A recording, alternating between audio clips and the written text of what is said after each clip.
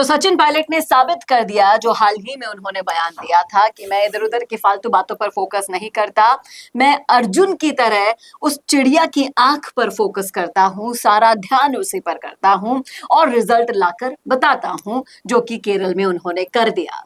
तो किस तरह से पायलट बने केरल के क्राइसिस मैनेजर और किस तरह से धमाकेदार वापसी उनकी मेहनत को और निखारेगी, राजस्थान पर इसका क्या इम्पैक्ट पड़ेगा, चलिए करते हैं इस मुद्दे पर चर्चा इस वीडियो में। नमस्कार, मैं हूं चेतना शर्मा, आप देखना शुरू कर चुके हैं संवाद भारत के लिए। बातचीत करने के लिए मेरे साथ मौजूद है हमारे editor in chief Varun Bhansali ji. तो वरुण सर, क्या कहेंगे आप पायलट के इसी तरह के मेहनत को, जो राजस्थान में 21 से 100 सीटों पर लेके गया था, वही पायलट अब केरल में धमाका करके आया है। क्या लगता है आपको कि इसका मेहनताना क्या मिलेगा? तुम बोल के बदनाम कितना कर लोगे मुझे, मैं काम करके साबित करते जाऊंगा। और तुम कितनी भी सोशल मीडिया प्लानिंग कर लो, मेरा काम जब बोलेगा तो दुनिया देखेगी। यही सचिन पायलट के साथ हो रहा है राजस्थान की राजनीति में और पूरे भारत की राजनीति में। आप देखिए कि कभी भी कोहिनूर को चमकना कैसे है ये सिखाया नहीं जाता, और किसी भी प्रतिभाशाली युवक को उसकी प्रतिभा को बहुत ज्यादा देर तक छुपाया नहीं जाता। यही सचिन पायलट के साथ हो रहा है। कितना भी राजनीति, षड्यंत्र, गंदा बोलना, गाली देना, सोशल मीडिया पे पड़पंच, षड्यंत्र जो भी करना है वो सब किया गया सचिन पायलट के खिलाफ। पर सचिन पायलट ने क्या किया?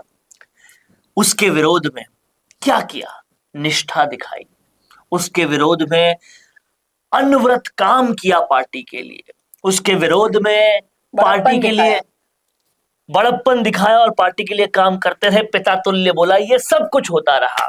और अब एक बार फिर साबित कर दिया है कि कांग्रेस में अगर कोई ऐसा हरावल दस्ता है, ऐसा अजय दस्ता है जो आ जाए तो जीत पक्की हो जाती है, तो वो सचिन पायलट है। नॉर्थ में और साउथ में शशि थरूर है। ये अब क्लियर हो गया है, क्रिस्टल क्लियर हो गया है। और जिस तरीके से केरल के रिजल्ट आए, और सबसे बेहतरीन कांग्रेस का कदम कि केरल में सचिन पायलट को ऑब्जर्वर बनाया उन्होंने। और कहीं ना कहीं आप ये देखिए कि जितनी जिम्मेदारी गहलोत साहब को दी, वहां उतनी ही बुरी तरीके से हारे हैं। बिल्कुल। और जहां जहां पायलट को जिम्मेदारी मिली है, वहां के रिजल्ट, हिमाचल ले लीजिए केरल, ऊपर नीचे सब जगह पर। राजस्थान तो है ही, ये आपको दिखा बता समझा रहा है कि बार बार समझा रहा है, सचिन पायलट ही हैं जो कांग्रेस को रिवाइव कर सकते हैं। इतनी बार खटखटाने पर तो दरवाजा टूट जाया करता है। आलाकमान साहब, अब भी समझ में आपको नहीं आएगा तो कब आएगा? केरल में शशि थरूर को चीफ मिनिस्टर बना दीजिए और नॉर्थ इंडिया में सचिन पायलट को कांग्रेस का सर्वे सर्वा बना दीजिए, तभी कांग्रेस आगे बढ़ेगी। जो बंगाल में हुआ वो दिखा सबको कि कैसे इंडिया गठबंधन, जिसको सारी पार्टियों को एक करने का काम एक वक्त पे अशोक गहलोत को दिया था, जिसमें उसमें कोई भी एक नहीं हुआ। ना हरियाणा में एक हुआ, ना बंगाल में एक हुआ, कहीं पे भी एक नहीं हुआ। और उसका रिजल्ट पता चल गया क्या हुआ? 0। कांग्रेस 0 पे आई। और जहां सचिन पायलट को कमान दी, वहां केरल जीत गई। अब सोचिए, केरल, कर्नाटक, ये दोनों कांग्रेस के पास है और कांग्रेस साउथ में बढ़ रही है। अब अगर कांग्रेस को ऐसे ही नॉर्थ में बढ़ाना है, ईस्ट में बढ़ाना है, तो सचिन पायलट को वहां पर भी सशक्त करना होगा। नहीं तो आप सोच कर देखिए, बंगाल के चुनाव से जो हतोत्साहित कार्यकर्ता हैं कांग्रेस के, उनको उत्साहित करने के लिए अब अगली बारी उत्तर प्रदेश और राजस्थान की है, जहां पर आप समझिएगा, अगर अखिलेश को यह समझ में आ गया कि कांग्रेस कुछ नहीं उखाड़ पाई बंगाल में, तो अखिलेश कांग्रेस के साथ यूपी में भी नहीं आएंगे। आपको राजस्थान ही एक बड़ा मौका मिलेगा। वहां पर सचिन पायलट को मौका दीजिए, तो राजस्थान में बड़े स्तर पे कांग्रेस आकर कहीं ना कहीं एक संबल दे पाएगी और कार्यकर्ताओं को फिर से प्रोत्साहित कर पाएगी। मध्य प्रदेश में मौका दीजिए, यहां मौका मिलेगा सचिन पायलट को, अनवरत उनकी प्लानिंग से काम होगा तो कांग्रेस वापस रिवाइव हो पाएगी, सरवाइव हो पाएगी। नहीं तो नॉर्थ और ईस्ट इंडिया कांग्रेस के लिए बड़ी मुसीबत ला सकते हैं। इस बात को हमें समझना होगा।